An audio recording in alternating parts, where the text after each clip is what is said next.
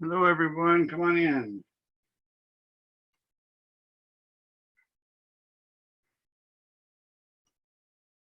Come on in, come on in, come on in.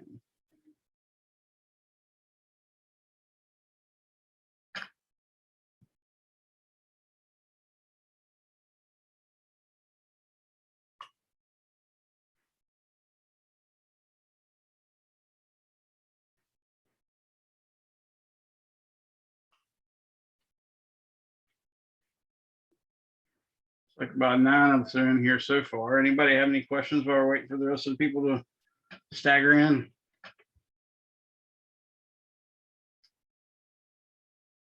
Did everybody understand? I mean, I made a series of mistakes in the last videos, of course, which didn't get posted until this morning, but obviously those mistakes can, be counterproductive to your learning. Were y'all able to make some sense of it eventually? Y'all have any follow-up questions on any of that kind of stuff? Like, how you combine capacitors that are in series or parallel, and how you can then use those results to figure out the charge on each particular capacitor and the voltage across each particular capacitor, that sort of thing. Anybody have any questions on that kind of stuff?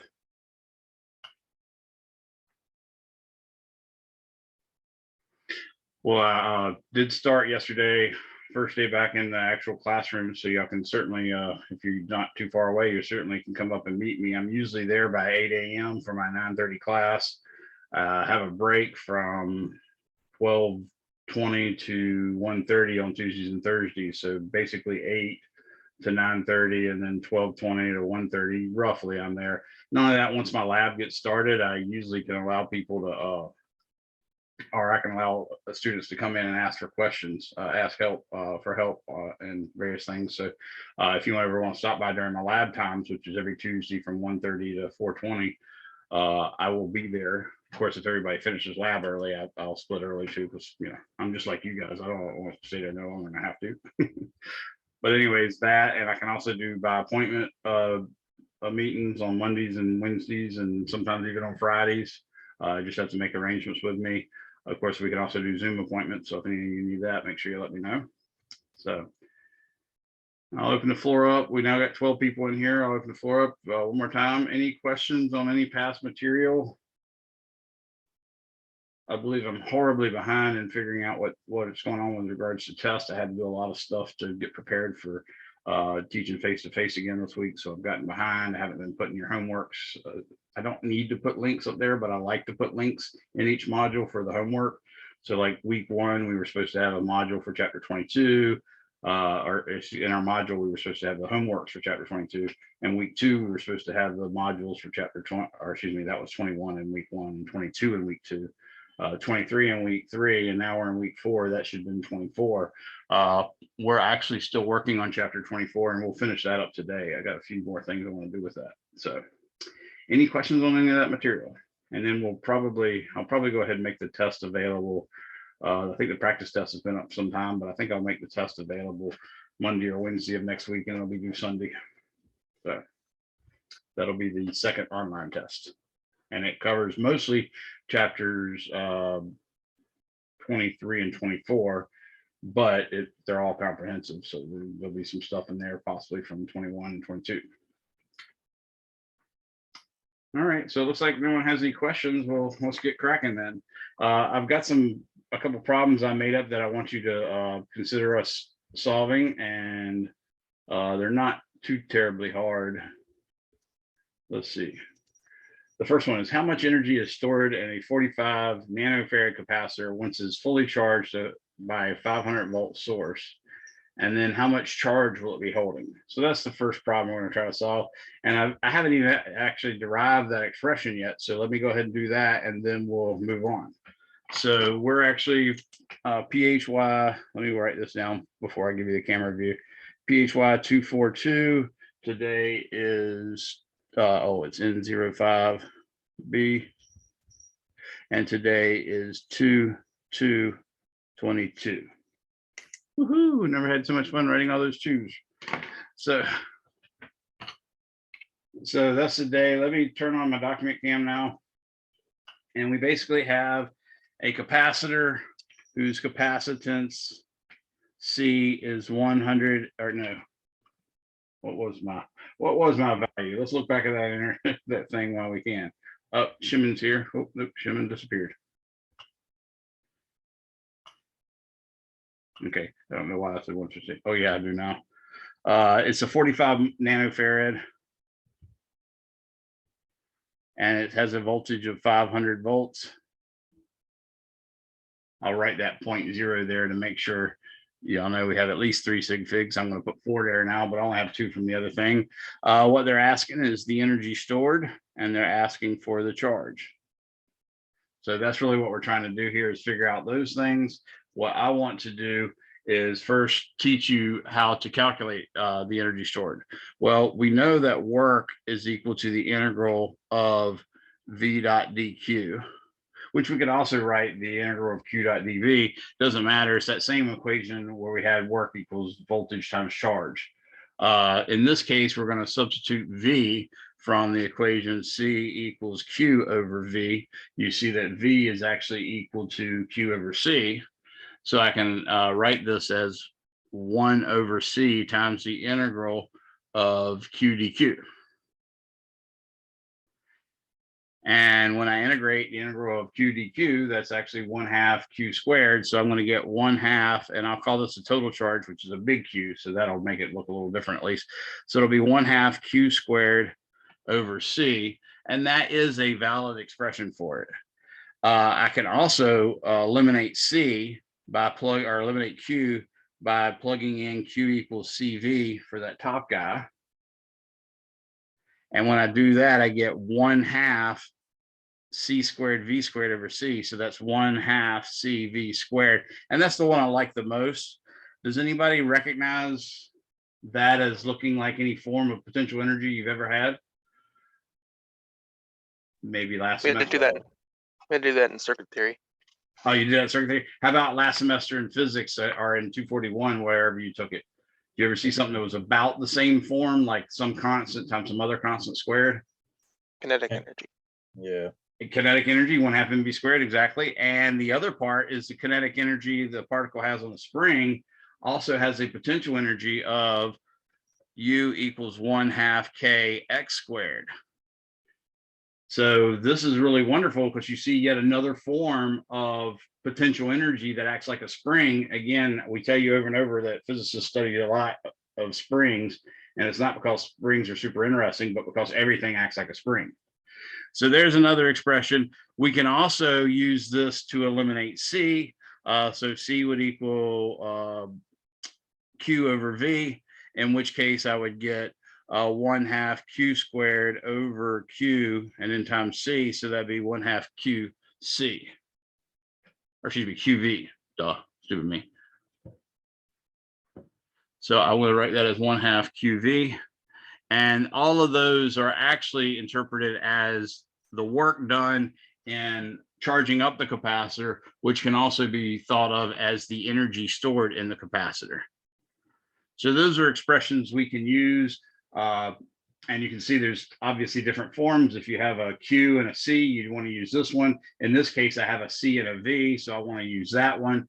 If you have a Q and a V, you'd want to use that one, but they're all right. So let's look at this example. In this example, we have U is equal to 1/2 CV squared, which equals 1/2. Then what I have is a 45 nanofarad, that's 10 to the -9th, times 500 volts squared. And when I do that math, this is horrible. I started using another calculator, and this one's even worse than the last one. It literally puts everything in symbolic notation unless I put a tilde after everything. So anyways, I'm going to say 0.5 times 45 times 500 squared tilde, stupid head. So I get 5.626 times 10 to the 9, 10 to the 6. Now watch out what I'm doing here. 5.625 times 10 to the 6th nano joules. Okay, so 10 to the 9, 10 to the -9 is nano. So 10 to the 6 times 10 to the -9 would be 10 to the negative 3. So I'll call this 5.625 millijoules. Okay, so that's really what that expression should be. So that's how you can work with nanos and micros and kilos and stuff like that. You just remember it to interpret kilo as 10 to the third, milli as 10 to the negative third, micro as 10 to the negative 6, nano is 10 to the negative 9, mega 10 to the positive 6, tera 10 to the positive 9, so on and so forth. And you can always do that. So that's our energy stored in it. It's about 5.625 millijoules. Remember, a joule is about as much energy as is required to pick up a nice, juicy, red, delicious apple from the floor and lift it to the ground. So this could do basically 1/1000 or 5/1000, 6/1000 of an apple, which is not very helpful at all. But anyways, all right. So the other part of the question was, what was Q? Well, we know C is equal to Q over V. So Q is equal to CV, which is 45 nanocoulombs times 500.0 volts, and 45 times 500, again, my stupid tilde, is 22.5 thousand. I say 22,500. And obviously I only have 3 sig figs, so these guys are extra, and that's nano coulombs, but I can move the decimal 3 places to the left, and that'll convert this from nano to micro. So it's 22.5 micro coulombs. Oh, excuse me, micro, not milli, duh. Any questions on that?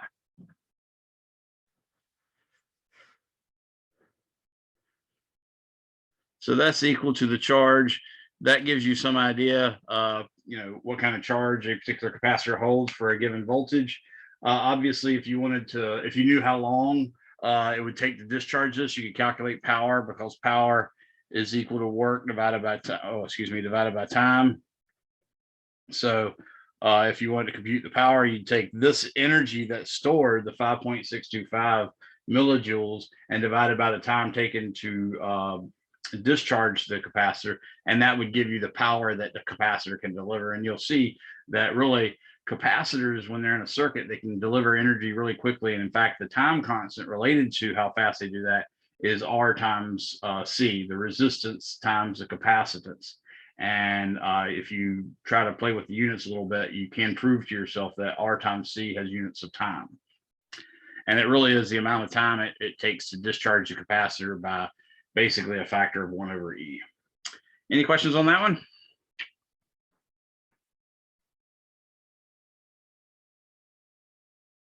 All right, here's another example. This one's kind of neat, and it's instructive because it tells you something that we're going to do from time to time. So let me share screen real quick. So in this one, we're going to take a capacitor, and we're actually going to derive an expression here that's super valuable. And that's sort of the beauty of being in a calculus-based physics class. You can do a lot of stuff just straight with symbols, because you guys are supposedly much more proficient with symbols and algebra and stuff like that. So what they're telling us is we have a parallel plate capacitor, and the capacitance of that capacitor, they didn't tell us there's a dielectric in it, so we'll assume it's air or a vacuum. So the capacitance should be epsilon 0 times A over L. And I'll call that capacitance 1 because it's going to change. It's also connected to a battery of voltage, which I'll call delta V, just equal to V. And what we're going to do is we're going to calculate the energy currently stored in that capacitor, and then we're going to calculate what will be the energy stored after, and then we're going to find out what the change in potential energy is. So I want to know U1. I want to know U2. I'm going to show you this on my document in a second. Then I want to know change in U. And then ultimately, I want to know how much work was done. Okay. In other words, do we actually have to force it, or does it try to separate on its own? So let's stop sharing that now. I've got all the pertinent information. You can see that I actually wrote down the pertinent information.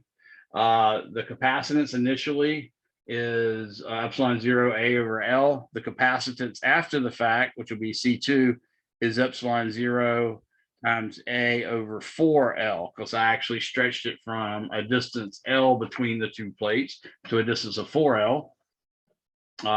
We're saying the actual voltage across the capacitor is V, and we want to calculate U1 and U2. So U1, that's the first part.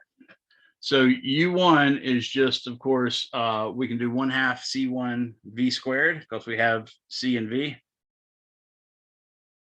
The voltage isn't changing here. We're keeping the battery attached. That's the key of the wording that I gave you there. I didn't actually explicitly state it, but by not saying it was detached from the battery, we know that that voltage is going to stay the same. So what we have here is the stored energy is 1/2 epsilon 0 A over L times V squared. So we get epsilon 0 A V squared over 2L is the initial energy U1, initial potential energy, or how much energy stored initially. Part B, we want to figure out what it is now. That's U2 is equal to 1/2 C2 V squared. Again, I left it connected to the battery. I didn't explicitly state it, but it's clearly is the case. So now I'm going to leave that as V. It'll be 1/2. Now it'll be epsilon 0 A over 4L. And then that times V squared. So in this case, I get epsilon 0 A V squared, 2 times 4 is 8 over 8L is equal to U2. So part C, we want to know what is delta U, which is U2 minus U1. So U2 minus U1 would be basically epsilon 0 A V squared over L times 1 over 8. I don't think I could have wrote that any worse. My little snowman fell apart. So 1 over 8 minus 1 over 2. You can see that that's really the only factor I didn't take into account. But 1 over 8, of course, is the same thing as, well, I can leave that as a common denominator, but 1 over 2 is the same thing as multiplying this bottom by 4, that'll become 8, and multiplying this top by 4, that'll become 4. So 1/8 minus 4/8 is negative 3/8 epsilon 0 A V squared over L. That's equal to delta U. So that tells us to part D, the potential energy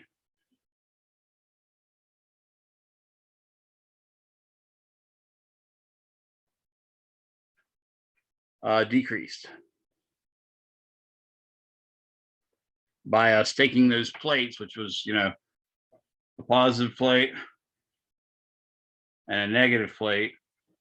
They were right next to each other, and we pulled them, in fact, quite a bit further apart from a distance L to a distance 4L, like that. So that's a pretty good distance. And what we found is the potential energy decreased. Well, you can sort of, I ask you, does that make sense? Well, you see that you have a plus and a minus. They're clearly attracted to each other. When I put in the work to actually pull them apart, then I'm sort of fighting their attraction to one another. And because the energy is actually lost, that means the charges in here must have flown back into the battery. So in some sense, I'm putting work in and it's charging the battery. So that to me does make sense. Any questions on that?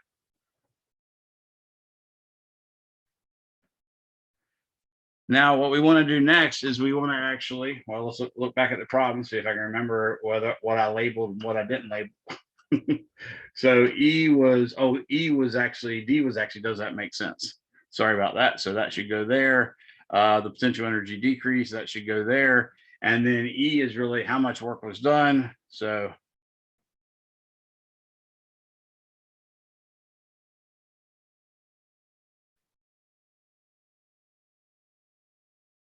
So how much work was done? Let's attack that now. So work is equal to the integral of F dot dl. We know that. Well, force in this case can be just the, let's say the charge Q of one side of the capacitor times the electric field due to the other capacitor. And that's all going to be, of course, multiplied by dl. And that will be our actually calculus that we're going to use. So that could be the actual work done. Now, the big thing is we've got to actually plug in stuff about what we know. So for instance, the Q is equal to C times V, and the C is equal to epsilon 0 A over L, at least at any particular point in time. Since I'm using a big L, I'll go ahead and call this big L here instead of D, so little L. So I can put in equals integral epsilon 0 A over L. That's the C part, and then times the V. But the V, remember, you might think V is equal to E times L, but remember that's actually due to both plates, the electric field due to both plates. But we need to calculate the work done on one plate due to the electric field created by the other plate. So this is a strong no, but by symmetry, you know it's got to be V is equal to E over 2L. In other words, it's E over L, but it's only half as big as E over L because part of it came from the negative plate, and part of it came from the positive plate, and we're only treating one of them as the source of the force and the other one as the receiver of the force. So I'm going to write this as, in fact, E over L. Or excuse me, V equals E over 2L. Is that right? Oh, yeah, V is equal to E times L. That's right. Okay, so now I have a CV, and that V is going to be equal to, actually, do I want to put in a V there? I could put in a V. No, I think I'm okay with that.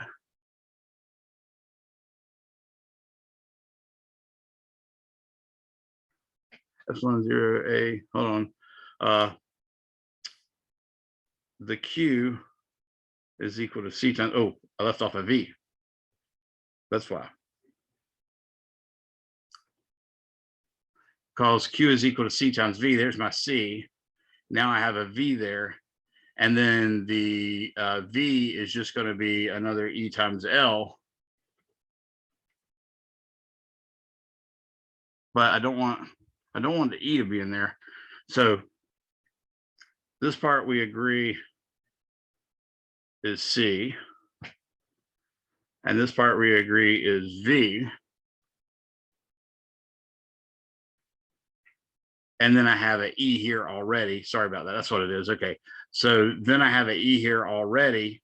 So if I want to actually find a V that I could put in there, then the V is actually the E over 2L. So when I do that, I'm going to get another V over 2L, because that's what the electric field allows us. And then that is all times DL. Yeah, that looks right. Okay, so sorry about that. I got a little confused for a second.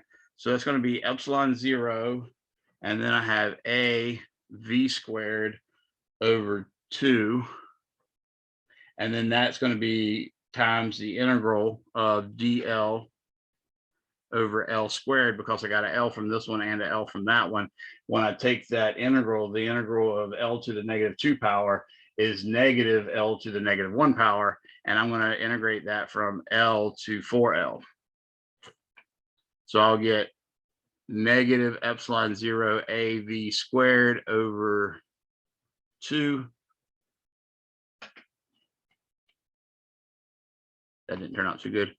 Over 2 times, there's a negative out in front. Now I'll get 1 over 4L minus 1 over L. Now, obviously, the 1 over 4L is going to cause issues, specifically the 1/4 subtracting a 1 is going to make it negative. That'll cancel out that negative. So I'm going to make this 4 over 4L over here. So 4 over 4L subtracted from 1 over 4L should be 3 over 4L. And that would be negative. So that'll cancel that out. So the work done is actually equal to 3 over 4L. I think that's right. So 1 minus 4 is -3. So I'll make a positive 3 over 4L times 2. So 3 epsilon 0 A V squared over 4 times 2 would be 8L. Yeah, that looks good. So yeah, I got a factor of 3/8 basically in there. That's the work that's actually done. Now, if you want to actually calculate, well, for starters, that came out positive. So that tells us it did in fact take some work to pull those apart, because the positive and negative plates were in fact attractive to one another, are attracted to one another. Now, if we wish to, we can calculate what the change in potential energy is, but we can represent it in terms of the work. So for instance, we know that the work, this is just to see if our answer makes sense compared to the other answer. So the work is actually equal to the change in the energy of the capacitor plus the change in the potential energy of the battery. And as I said, we're actually going to be charging the battery up because of this. So we can actually find that the change in potential energy of the battery should be equal to the work minus the delta minus the change in energy of the battery. Well, the work we know is basically this 3/8 times that stuff. Boy, that didn't turn out good. All to save a penny on some paper. It's actually not to save a penny on paper, but still it seems like it is. 3/8 times all of that. Notice that epsilon 0 A V squared over L is the same thing we had in this expression. So this one over here is going to be, that one was 3/8. This one was 3/8. And we're doing minus a -3/8. So that's minus -3/8. All that times epsilon 0 A V squared over L. So we end up getting 6/8 or 3/4. So ultimately the work is equal to, or excuse me, the change in potential energy of the battery is equal to 6/8, but that's the same thing as 3/4. So the work, or the delta V for the battery, delta U for the battery, excuse me, is 3/4 epsilon 0 A V squared over L. So it does seem to make some kind of sense. Any questions on that?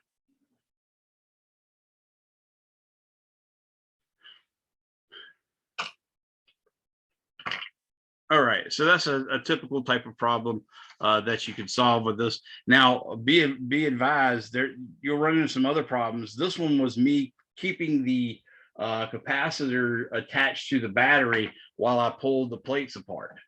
When you do that, that makes the voltage stay constant, because the battery is built to hold, say, 12 volts, and it's going to stay 12 volts. However, if you did this after disconnecting it from the battery, you took the 2 parallel plates and pulled them apart, then the charge is going to stay constant, because the charge has got nowhere to go.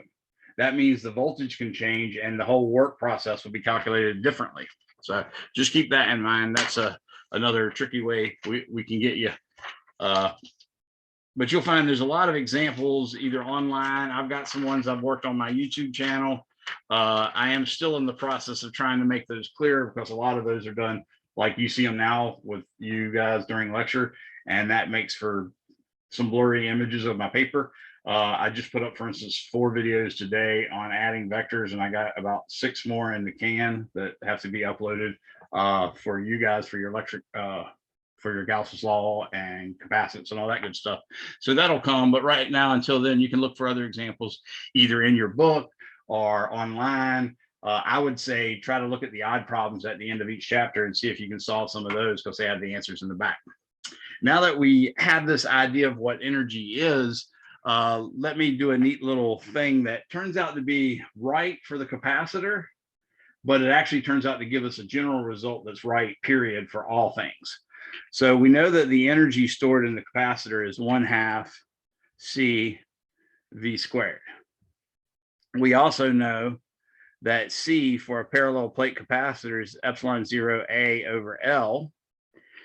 And we also know that the voltage is in fact the electric field times L. So that could be squared. What we then get, of course, is 1/2 epsilon 0 A over L times E squared L squared. And you see what actually happens here is this L cancels out with one of the L's down here. And ultimately what you're left with is an A times L on the top. So I've got 1/2 epsilon 0 E squared A times L, which happens to be the volume of the capacitor. So it turns out that the energy stored in a capacitor is in fact lowercase u, which equals big U per unit volume, is equal to epsilon 0 E squared over 2. So this is a big discovery. It happens to be exactly right for a capacitor, but it also turns out to be exactly right when we go through the more rigorous calculations of what is the energy stored in an electric field. This turns out to be exactly the right answer. And in fact, there's a similar one for a magnetic field where instead of epsilon 0, you'll get a mu0 down here. And instead of E, you'll get a B squared. So it's just a fundamental idea. If they ever ask you what's the energy per unit volume, that's what they're asking you to calculate, epsilon 0 E squared over 2. Any questions on that?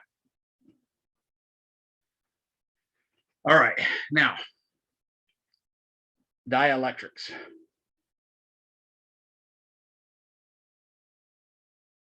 So if you want to impress your friends, stop calling insulators and start calling them dielectrics. Okay. You can totally say, oh, I go to college. That's what we learned when we were at college, man. But anyways, it's just a fancier sounding word, but it generally just means an insulator. It turns out, as I told you before, when you make a parallel plate capacitor, you want to get the plates as large as possible, and you want to get the separation as small as possible to get as big a capacitance as possible. And the closer they get together, the easier it is for one plate to accidentally touch another plate. Right? Especially when you decide you're going to take this plate and roll them up because they're made out of like aluminum foil or something, right? Not only that, if you get to a high enough voltage, the air, which takes about 3 million volts per meter, the air will become basically a conductor at about 3 million volts per meter. Excuse me. I'm remembering that number, so you might find a different one in your book because they didn't take the time to just say it by memory. They actually probably looked it up to make sure they were right. But anyways, I think it's like 3 million volts per meter, which means if you want to send a lightning bolt across 39 roughly inches space, you need to have a voltage of at least 3 million volts. But when you get a really small space, like on the order of millimeters, that's literally 1,000 times smaller. So if you get up to, 3,000 volts, then this air will break down and become a conductor, and this capacitor will die. So what you might think is, hey, maybe if I put something in there. Okay, so we put a dielectric in there now, and this dielectric can be, since it's an insulator, it can actually be used to not conduct electricity across there. It'll take a larger voltage to break it down. It turns out, in fact, that it will actually create a electric field inside of it that counteracts the electric field coming through it. And it has this wonderful property where we had C equals Q over V. Well, now it turns out that C, which was epsilon 0 A over D, say, now with this becomes C equals kappa epsilon 0 A over D, where this is the dielectric constant. Your book has a table of such constants on page 638. And for instance, the dielectric constant for a vacuum is 1. For air, it's 1.0006. So that's why we can just use epsilon 0 for its air. If it's paraffin, which is basically wax, it's 2.2 for the dielectric constant. It's a dimensionless quantity too. So notice that. And I've always used kappa for it. It looks like your book's just starting to use just plain K. So maybe the book I had was weird or something, or maybe I just misinterpreted it. But anyways, watch out. I'll draw a K or a kappa from time to time. Polystyrene, I think y'all know what that is. That's basically styrofoam. That polystyrene has a dielectric constant of 2.6. Vinyl has somewhere between 2 and 4.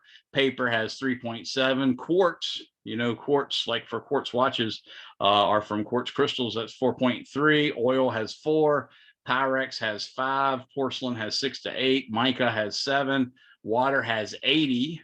And strontium titanate has a dielectric constant of 300.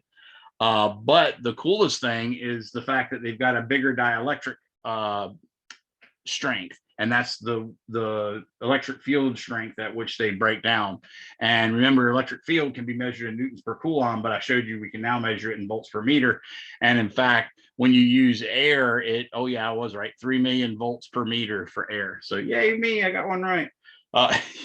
Anyways, paraffin gives you 10 times 10 to the 6th. So it takes 10 million volts per meter to make the paraffin fail. For vinyl, it takes 50 million. For polystyrene, it takes 24. For paraffin, and I told you it takes 10. Paper, it takes 15 million. Quartz, it takes 8 million. Oil, 12 million. Glass or Pyrex, 14 million. Porcelain, 5 million. Mica, 150 million. Water, it doesn't take anything, or they haven't measured that.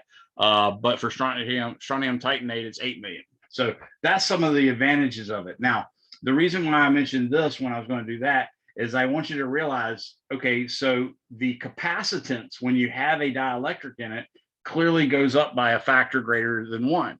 So K is greater than or equal to 1. Okay, that means C with a dielectric is greater. Okay, well, you might think to yourself, well, C equals Q over V. What's actually becoming greater? Is it Q? Is it V? Or is it Q by a little bit and V by a little bit? Well, it turns out there's a couple ways of looking at it.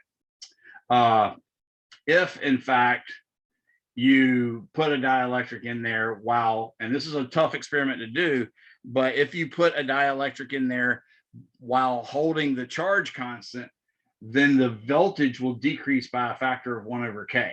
So if Q is held constant,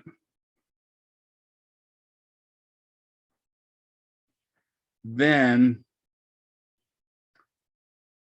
V will reduce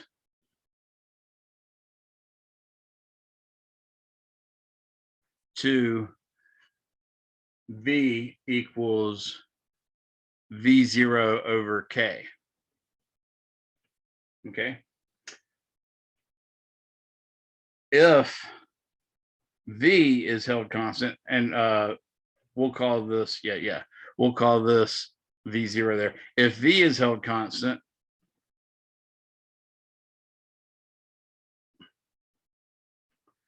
then Q, which we'll call Q0, will increase to Q equals K times Q0. Okay, so this is actually stated in your book. I usually tell my students to highlight it. It's actually on page, oh, must not highlight it in this book. It's on page 639. And it's about 3/4 of the way down. Okay, but that basically tells you how a particularly difficult experiment to do, how it turned out. what the results were.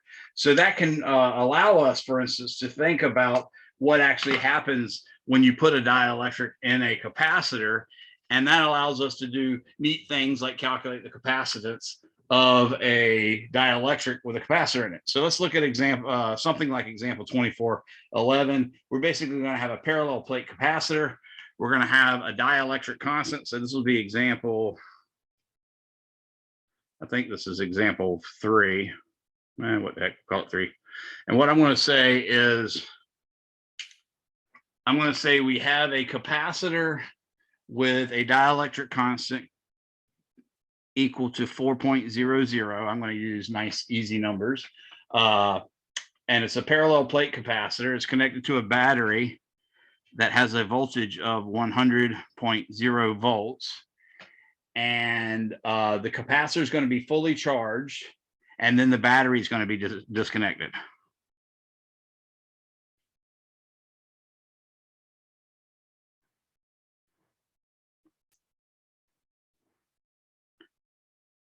So this is that deal I was telling you about earlier. If you keep the battery connected, the voltage is going to remain the same. So I'm going to call this V0, because in this case, they're actually going to disconnect the battery from it after it's charged. And then that charge will remain the same. The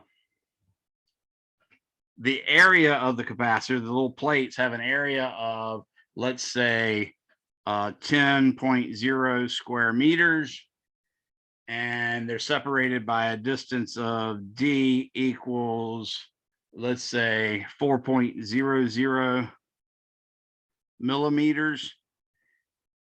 And I want to find the capacitance and the charge on the capacitor and the electric field strength and the energy stored in the capacitor initially. So A, I want to find the capacitance. I want to find the electric field. I want to find the charge. And what else I want to find? Capacitance, charge, electric field, energy stored. So U is equal to question mark.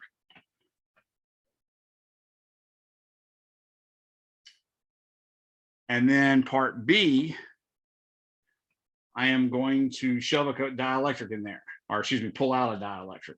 So part B, pull out the dielectric. And I'll just give deference to experimentalists by saying carefully, which should make them laugh, because it is really a nightmare to try to do this carefully. So anyways, we're going to pull it out carefully without changing the plate separation and all that good stuff.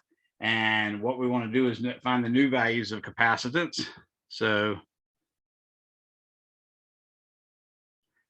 C, I'll call this C0, E0. The Q is the thing that's not going to change, and I'll call that U0. So I want to find the new capacitance C. I want to find the new electric field, question mark. I want to not necessarily worry about the charge Q. I want to find the new energy stored in it. And that should be about it. Electric field strength, I did that. Oh, voltage. Obviously, the voltage initially was 100 volts, so there was no need to do that one on that one. So let's start. We're going to say part A.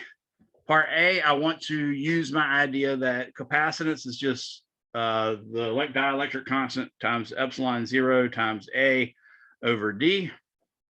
So I'm going to put in that we have 4.00 and we have epsilon 0, which is 8.85 times 10 to the negative 12th. Of course, that turns out to be Coulomb squared. Yeah, Coulomb squared per Newton meter square, which we actually found it in terms of voltage too, but I'll worry about that later. That's 8.85. My area, of course, is 10 square meters, so that's 10.0 meters squared. And then my separation distance is in fact 4.00 times 10 to the negative 3rd meters. And you can see this meter is going to cancel out with that meter. Actually, both of these meters are going to cancel out with each other. And then I'm going to have a Coulomb squared per Newton meter. And a Newton meter is a joule. So a Coulomb squared per joule is going to actually give me a farad, which is a Coulomb per volt. So that's exactly what we want. The units all work out. Let's do the calculation. Not running out of time in my yet. Oh, no, 5:30. Scared me. So 4 times 8.85 e to the negative 12 times 10 divided by 4 e to the negative 3. Use my tilde button because this calculator is a moron.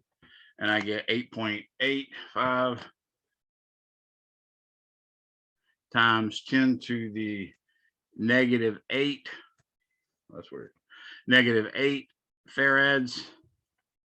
Of course, we could also take that down to negative 9 by dividing by 10 and multiplying by 10 here. And that would be 88.5 nanofarads. So that works as well. That's a potential answer. Now for part B, what we're going to do is we got to find out all these things. So part B, we're going to actually have pulled that capacitor out, pulled that dielectric out. And upon pulling it out, that's going to reduce the capacitance. And we want to really figure out what the new capacitance is and all that good stuff. So what we found from that experimental result is that when you remove or put in a capacitor, basically, a dielectric, basically what happens is the dielectric allows either the voltage to drop or the charge to increase. So in this case, we're going the other way. We're removing a dielectric. So we're either going to have to make the charge decrease by a factor of K, or we're going to make the voltage increase by a factor of K. Since we're disconnecting the battery, the voltage is going to have to change. So we'll end up getting that V is actually going to be equal to basically the original voltage times K. So this should be 4.00 times V0, this being just the kappa. So the original was 100. Oh, I didn't solve for that other stuff. That's what I'm messing up on. But anyways, we'll go ahead and write this part since I already started it. So that's 400.0 volts. Now let's pretend like we're doing the rest of the parts on here, because I forgot I literally was supposed to do C, epsilon 0, all that good stuff. So I got the C0. We know what that capacitance is. Let me jump back, calculate what the electric field is. The electric field, of course, is basically the electric field strength times the length. This normally gives us the actual voltage. So in this case, we're going to say that the electric field is actually the voltage divided by the distance. We know the voltage is in fact going to be 100 volts. And then the distance is 4 times 10 to the negative third meters. So you can see that 10 to the negative third is going to go to the top and become a 10 to the third. So that will be basically 100,000 divided by 4, which is 25,000 volts per meter. So that's the original electric field strength in there. Anybody have any questions on how I did that? The charge, on the other hand, is, and I don't have to subscript that 0, I shouldn't have, so let me take that off. The charge is, of course, just going to be C times V from our typical capacitance equation. So I'm going to take the capacitance, which is 88.5 nanofarads, and multiply that by the 100.0 volts, and that's going to give me basically 8,850 nanocoulombs. Now that's nanocoulombs, so I could move this over by a factor of 3, or a power of 10 to the third. That'll be 8.85. So I'll say 8.85. That way I'm not using any sig figs that I don't have. So 8.85, whoa, we're off the screen. 8.85, I divided this by 1,000, so I multiply that by 1,000, so the nano becomes micro coulombs. Almost wrote farads again. So there's the charge. I think that should make sense to everybody. Of course, we already found out about the voltage. We want to know the potential energy. U is equal to 1/2 CV squared. That's 1/2 times 8.85, or 88.5, excuse me.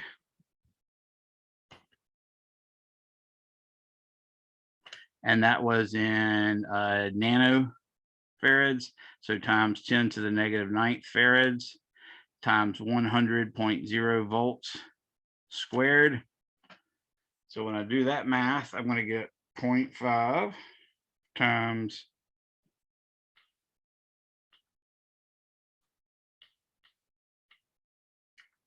8.85, 88.5 times 10 to the -9th times 100 times 100. Put in my stupid tilde, and that gives me 0.000443 joules. In other words, I got rid of the 10 to the -9th and all that good stuff, so it made it really, really small. In fact, I can call this 1, 2, 3, 4, 5, 6. I can call this 443 microjoules. So that's another answer. And I think that's the last one.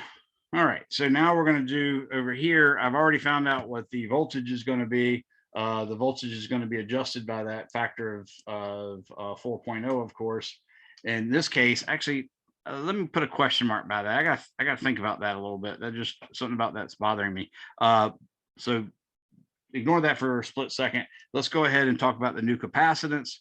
We know that the new capacitance should be reduced by a factor of kappa or K, whatever we call it. So that's going to be C0 over K, which is in fact 88.5 times 10 to the -9th farads over 4.00. That should give me 22.8 maybe, or 22.18. Anyways, let me do it the old-fashioned way. Actually use my numbers. 88.5 divided by 4. That gives me, oh man, I hate one of those stupid things. I'm getting 22.125, and that should come out in nano coulombs. So we saw that the capacitance was 88.5 nanofarads. Now it dropped down to 22.125, which this 2 and this 5 are extra sig figs, but we got that. I'm still holding off on that V. I got to think about that a little bit. What we want to do now is calculate the actual, let me see. I could calculate the electric field. That would probably work. Yeah, I think, okay, yeah, I'm okay with this now. I'm not going to say that's bad. I'm going to go ahead and say the voltage is actually 400 instead of 4, or excuse me, instead of the 100 that it was originally. Now I can say the electric field is actually equal to the voltage over the D. Well, the voltage is now 400.0 volts with 1 extra sig fig divided by 4 times 10 to the -3rd meters. That, of course, is 100,000 volts per meter. So it actually went up by a factor of 4 as we expected.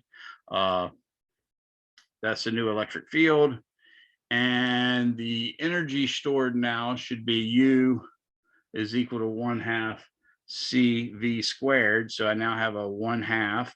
The C went down by a factor of 4. That's 22.125. I'll keep the nano in there, or excuse me, I'll keep the nanofarad in there. I don't know why I wrote coulomb over here again. I always do this. Did it all day yesterday. So this is a nano coulomb, not a nanofarad when we're talking about charge. So this is a nanofarad now that we're talking about capacitance.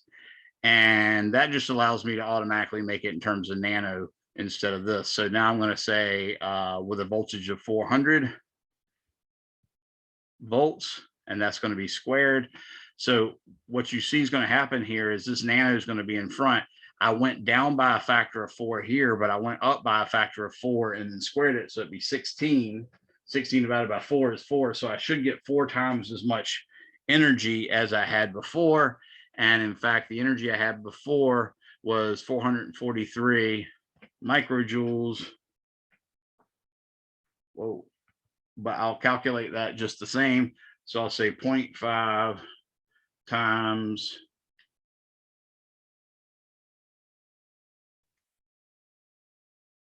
times 10 to the negative 9.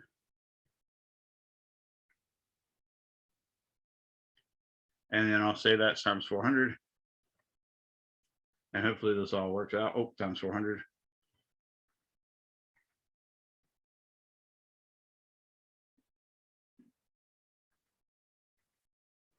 So now I get 0.00177.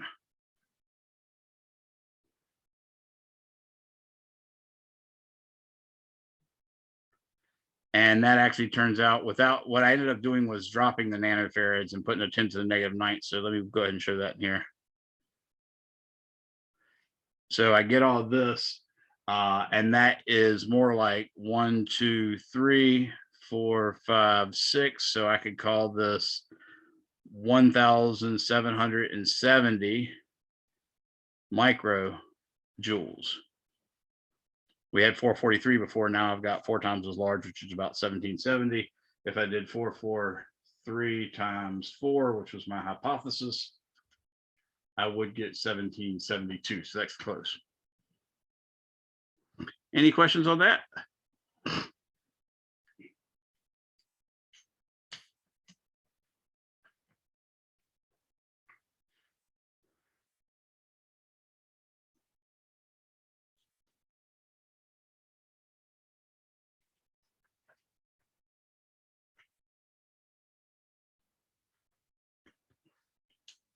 Now that's sort of how you work that sort of stuff.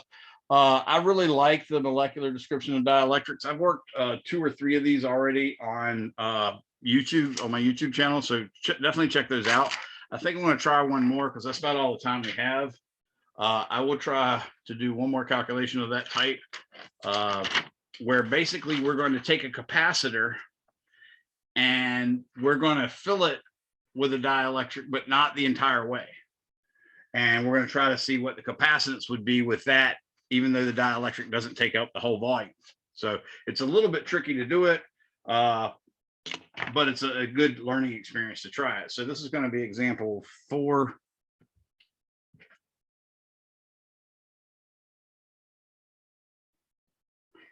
What I'm going to do is I'm going to imagine a parallel plate capacitor, and I'm going to say the parallel plate capacitor has an area equal to, let's say 300 square centimeters, which we should automatically go ahead and make into square meters because that's the units we really need. And of course, to do that, just as a reminder, 100 centimeters in the bottom times 1 meter in the top will convert one of those centimeters, but there's actually a centimeter times a centimeter, so you got to do it twice.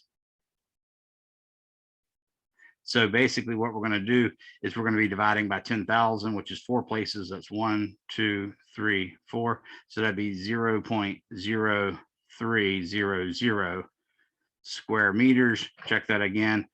1, 2, 3, 4. Yeah, that's right. Okay, so that's our plate area. Let's say our separation distance D is equal to 1.00 times 10 to the negative 3rd meters. That's what our separation distance is going to be. And the capacitor is charged to a potential difference. Let's say the initial voltage now is going to be, let's say 200 volts. Okay, so that's our initial voltage. Then I'm going to disconnect the battery.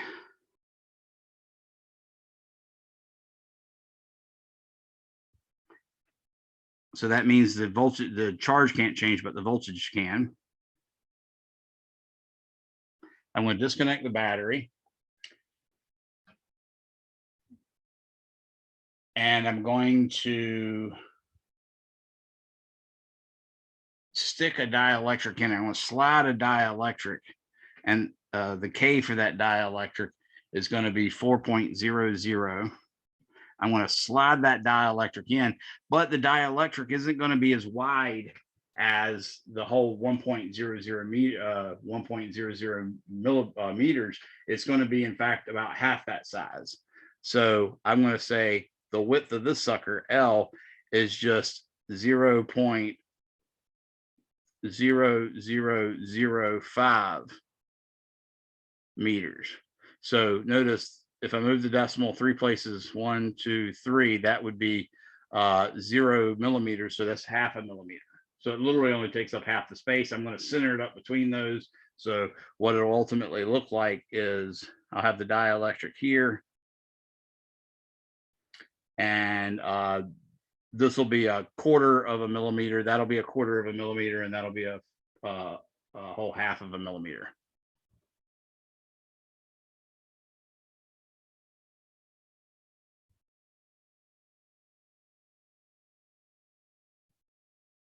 So that's what the new situation is going to be.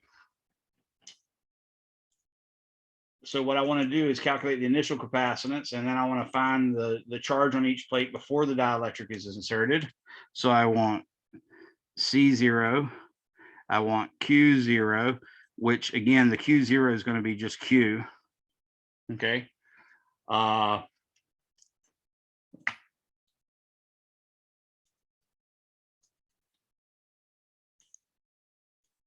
I want to find the charge induced on each plate. So I want to say Q induced. And I've got to explain that a little bit to you guys first, but I want to find the charge induced on each face of the dielectric after it's inserted. And the electric field in the space between each plate and in the dielectric. So E space and E dielectric. They're actually going to be different, by the way. I'm going to explain that microscopically in a second, how that happens. The potential difference between the plates, which is going to be the new V, is going to be equal question mark. And then finally, I want to calculate the new capacitance C. And they're sort of, I'm sort of giving you this sequence of things to solve specifically because you got to go through all of those just to get this last one. You know, I could just ask this problem and just say, okay, I have a parallel plate capacitor whose area is 300 square centimeters, whose separation is 1 millimeter, and I connect it to a 200-volt battery. I then disconnect the battery and slide in a dielectric whose capacitance is 4.00, but it's only wide enough to fill out the middle 1/2 of the area, or 1/2 of the volume of the actual capacitor. What is the new capacitance? That could be the whole question in its entirety, but by giving you all of these things to do, it's sort of walking you through it. But in order to understand it, you sort of need to understand microscopically what's going on with the capacitor. So let me take a little diversion to show you that. So when you have a capacitor, I'm just going to imagine right now that it's actually a capacitor with a dielectric that actually spans the whole distance, because it really doesn't matter too much. I'm not going to show it. I'm going to pretend like it doesn't quite go there, just so I can have some room to show what's going on. Okay, so when you have a dielectric in there, and we got, say, a bunch of positive charges on one side and a bunch of negative charges on the other side, you know what happens. Basically, these positive charges, if the dielectric wasn't there, would compel the positive charges to leave this plate. Well, they're doing the same thing to the dielectric, but with the dielectric, it's not an actual conductor, so the charges can't move, but the individual atoms, this guy right here, that individual atom can polarize. And what that means is now the electron is going to spend most of the time over here, and that makes this look like it has a net positive charge. And then the one next to that is going to do the same thing, and the one next to that is going to do the same thing, so on and so forth. So you end up having like this. Well, you can see this causes a electric field pointing that way.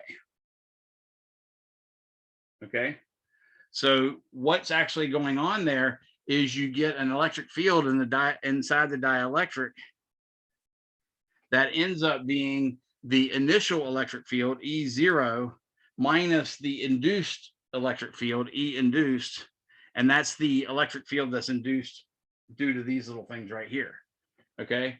Well, we're going to define that to be just the original E0 divided by K, because that's what we found in that previous experiment. They said, hey, if you can't change the charge, then the voltage has to change. Well, voltage is equal to basically electric field times the distance. The distance didn't change. That means the electric field's got to change. So they're just going to call that this. And then from that, you can say, oh, well, I can solve for E induced now by solving for E induced on this part, and I'll get E induced is equal to the original electric field times 1 minus 1 over K. So that's a new expression we can use to find E induced. Remember, the E0 is just the electric field it had beforehand. Now, you might actually go a little further and you could do things like replace the sigma with a sigma induced. So you could say sigma induced is equal to, in fact, since the sigma sort of plays the same role, we know that the electric field is sigma over epsilon naught between two capacitors. So you could represent this change in electric field by saying the sigma is what changed. And when you do that, you just say, well, that's just sigma 0, what we had before, times 1 minus 1 over K. Of course, or you could just say, well, the charge induced is just the original charge times 1 minus 1 over K, because of course sigma is charge over the area, so that's why that works as well. So all three of those are exactly equivalent expressions, and that's what goes on microscopically at the atomic level, say, when you plug a dielectric into a capacitor. So now what we're going to do is figure out all this stuff. We still got what? I think we get out of it 6:10, if that's correct. So that's 18 minutes. All right. So the initial capacitance C0 is just equal to epsilon 0 A over D. And that's going to be 8.85 times 10 to the negative 12th. And I'm going to do better with the units this time. I remembered the units, of course, were Coulomb squared per Newton meter squared, because I remembered it had to be in the bottom of Coulomb's law. And Coulomb's law had the R squared in the bottom. So the bottom down here has to have meter squared, and it had the Coulomb squared in the top. So that had to cancel that out. But I also know that a Newton meter is a joule. So I could write this as C squared over Newton meter. But that Newton meter is a joule, and then a joule over a Coulomb could become a volt. So I'll say a Coulomb over a joule per Coulomb meter, like that, because that's basically what happens when I pulled the Coulomb down here. It became 1 over a Coulomb, and that Newton meter is already a joule.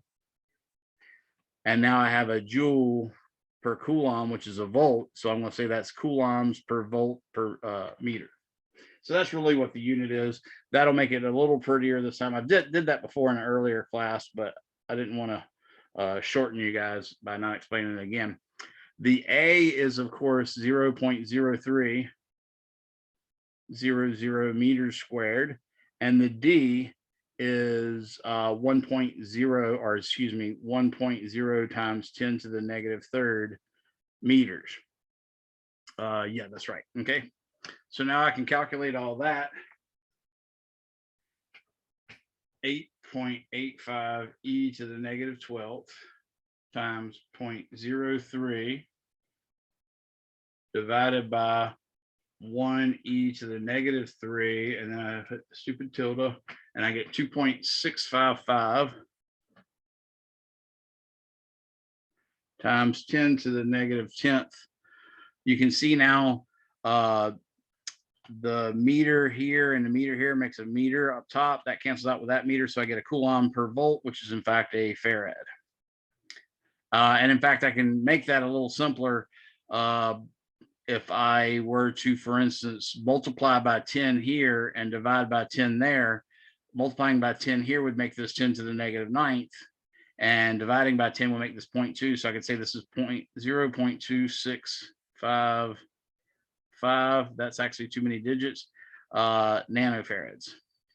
Okay, so it's not that big of a capacitance, in other words, even though I really try to make some pretty gargantuan numbers. All right, so that's C0. I've got that answer. Now I want to know what Q0 is. Well, Q0 is equal to C0 times V. The V is actually going to change, so I should put that down as a subscript. So I'm going to say that's now 0.2655 times 10 to the negative 9 farads times, what did I do, 200 volts. I'm going to assume that's 3 sig figs, of course. And I'll say times 200. Forgot to hit the stupid tilde. So 4 zeros followed by 11. This would be 0.000011. 1, 2, 3, 4, 5, 6. That's 11.0 times 10 to the negative 6 coulombs, or that is 11.00 microcoulombs. Anybody verify any of those calculations? That's a good thing for you to do to keep you from making careless arithmetic mistakes. I swear, this is what the stupid calculator does. You do a calculation and it gives you that stupid fraction there. And then I got to go back and put in a tilde to get it to do it right. It's just aggravating. So I've got a lot of room to make a mistake here. Now, what I wish to do is now take the scenario where I put this dielectric in here. And what I want to do is calculate the induced current, or excuse me, the induced charge, and then the electric field in the space and the electric field in the dielectric. The electric field in the space is going to be basically our E0. So now I'm going to say Q induced. Well, the problem with Q induced is equal to Q0 times 1 minus 1 over K. But luckily, we already calculated Q0, so I can take the 1.00 microcoulombs, and I can multiply that by 1 minus 1 over our K was 4.00. And now I'm going to say the induced electric charge on the face of the dielectric. 1 minus 1/4 is 3/4. So I'm going to say times 0.75. Now watch this. I've got to say 0.75, and then I got to go over here and hit control and that little tilde in there, or else it'll give me just 0.75 times it like a jerk.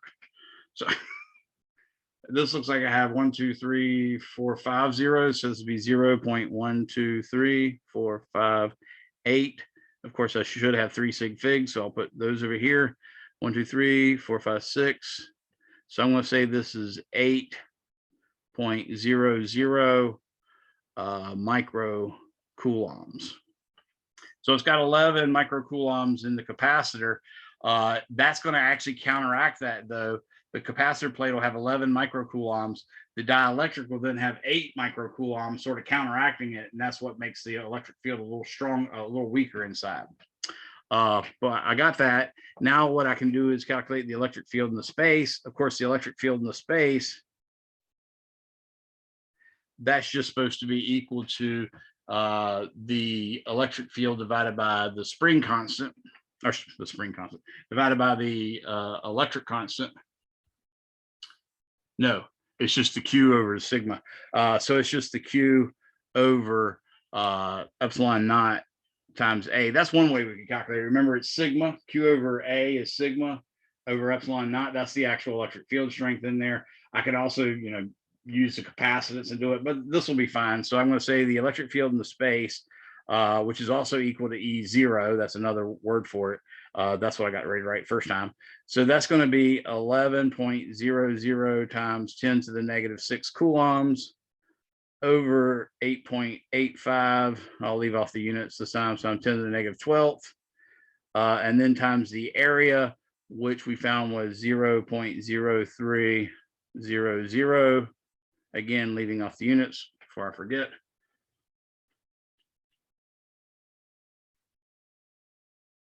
Divided by parenthesis 8.85 e to the negative 12 times 0.03, and let's do tilde again.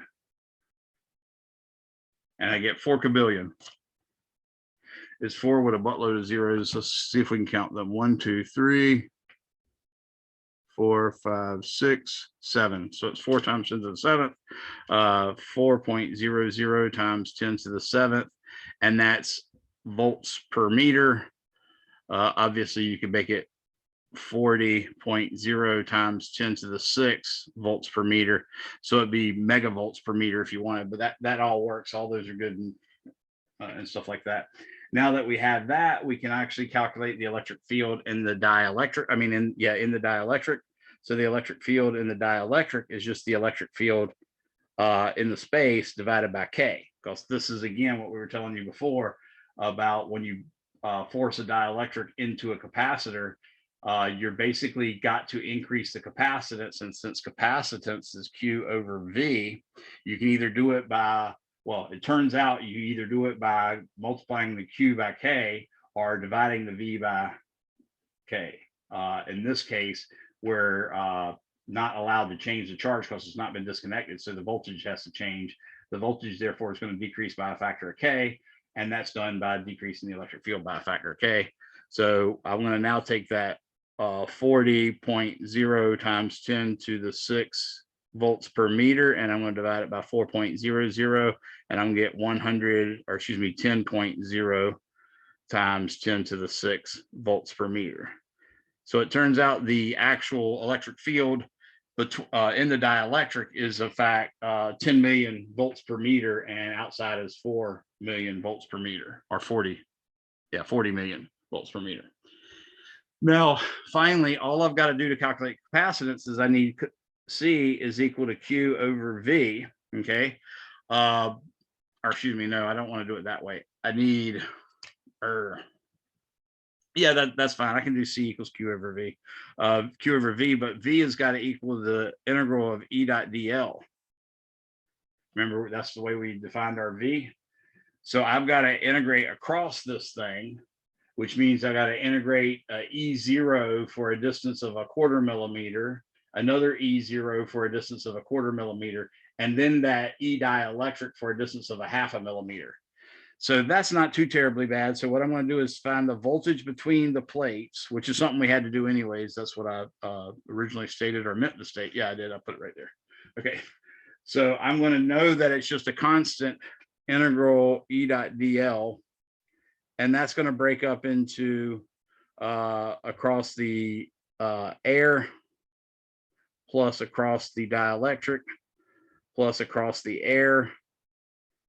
And that's ultimately going to lead to the air part would be 40.0 times 10 to the 6 volts per meter times 0.25 times 10 to the -3 meters.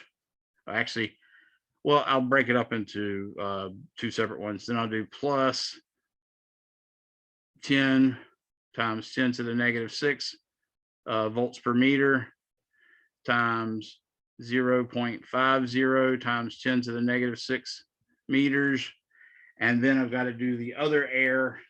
Notice that's a 1/2 millimeter. I got to do the other side, which is 40.0 times 10 to the 6 volts per meter times 0.25 times 10 to the -3 meters. And all of this should give me the whole voltage. Let's calculate that. I'll say 40 E to the 6th times, now notice I'm doing 40 times 10 to the 6 times 0.5 times 10 to the -3, and then times 0.5 again times 10 to the -3. Well, I can just add those two and call it 0.5. So I'm going to say 40 times 10 to the 6 times 0.5 E to the -3. That will actually give me the total part for the air. And that gives me, oh, I got lucky and I didn't put the tilde and it still gave me an actual number. So that's 2,000. Excuse me, that's 20,000 volts. Plus, now I do 10 exponent 6 times 0.5. Ooh. E to the -3. I'm gonna do my tilde again. I don't want to risk it. So that one's just 5,000. So I get 25 times 10 to the 3rd volts. The voltage we had before, remember, was, ooh, wait. How did I get that? Does that seem reasonable? I got a voltage this time of 25,000. I didn't expect it to get that high. I didn't have a problem with it necessarily getting bigger or smaller. What did I do? Where did my electric field come in? My electric field 40 times 10 to the 6.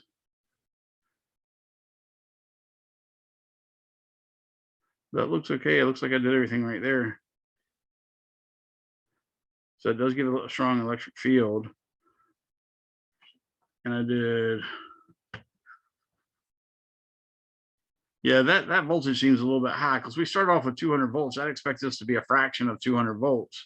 And I got 25 times 10 to the third. It's almost like we're off by at least a factor of 100. My original thing was 1 millimeter. It's 1 times 10 to the negative third meters. That looks fine.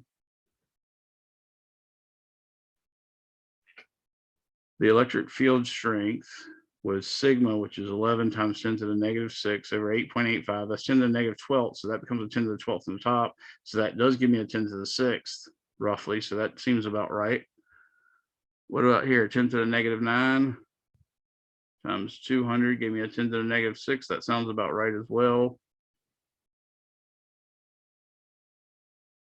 8 microcoulombs sounds about right as well.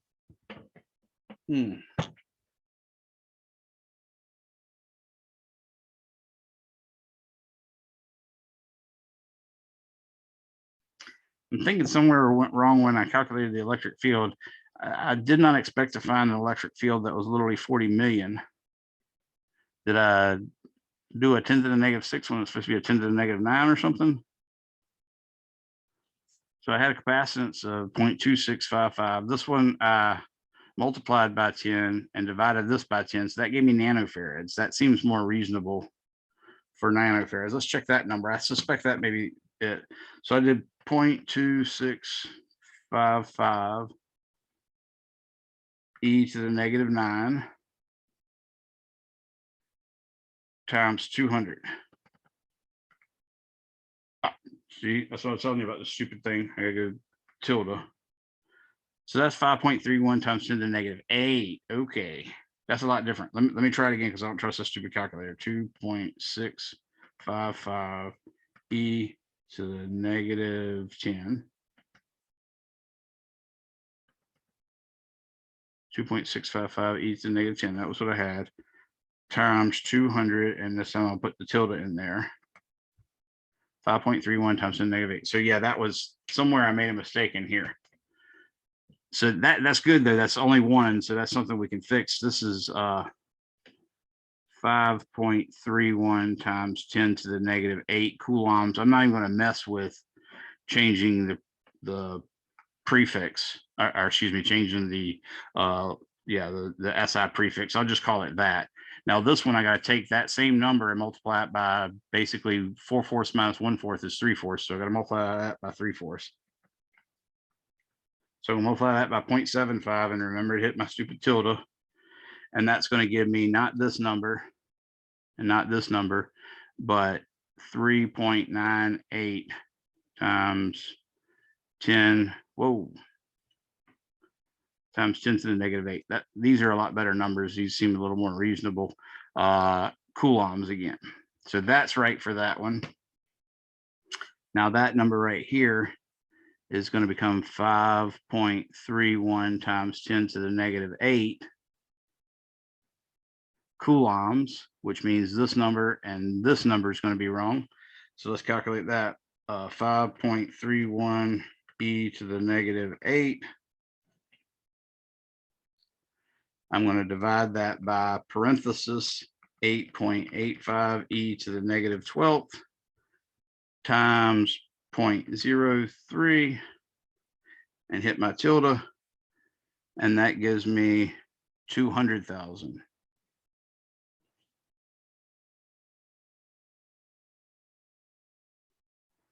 volts per meter instead of 40 million. So that's better. A lot better anyways. This one, I'm going to take that same number there which is 200,000. That's not, yeah, that is volts per meter. Volts per meter, and divide that by 4. Use my tilde again, or I'll just say 200,000 divided by 4. And that gives me, in fact, 50,000 volts per meter. Now, when I multiply by a third, I'll get something on the order of 250, or, at least smaller than what it was supposed to be. So now I can go back and change this from 40 million. I'm going to change that number to, in fact, 200,000.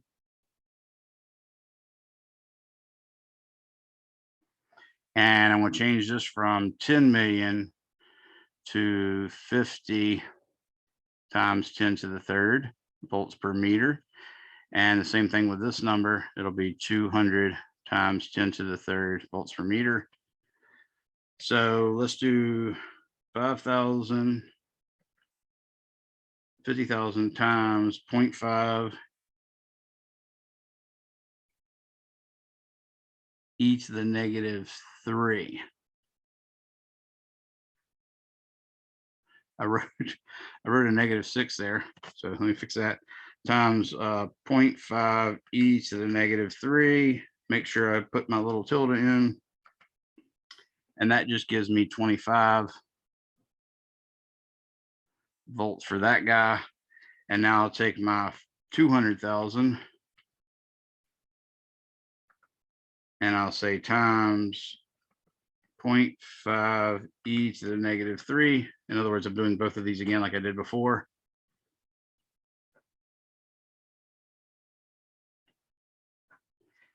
And put my tilde in there, and I get 100.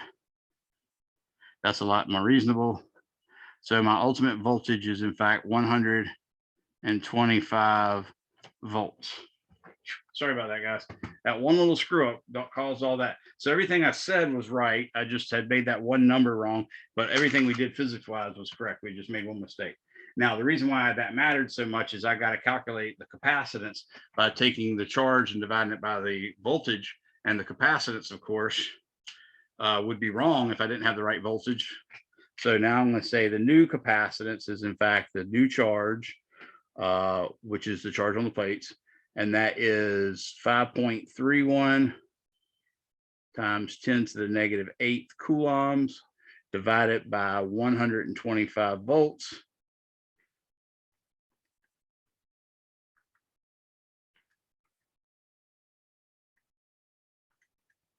So I did 5.31 10 to the -8 divided by 125. I'll hit tilde. And that gives me 4.25 times 10 to the -10th.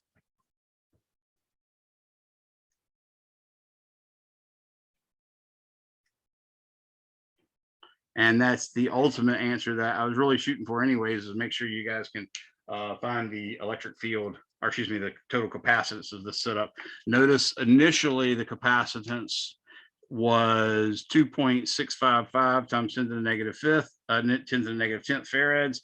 We got up to 4.25. Notice if we'd done, if we'd stuck the whole capacitor in there, fill it the full length, that would have went from 2.65 to 4 times 2.65, which would have been about 10.4 roughly. So it's not quite that big, but it still got bigger. Okay. And that's it. That's the last stuff we're going to do on this intricacies, or these intricacies of capacitance, until later, after we learn about currents and resistances. We will revisit that in terms of a differential equation to solve a system of equations, or in this case, it won't necessarily be a system of equation, but it'll be an equation with a single capacitor. So that's it. I think, yeah, it's 6:14, so everybody's free to go. I will wait for the last person to leave and answer any questions you might have, but thanks for coming and have a good night. All right, good night. Good night. Have a good night, Professor. You too.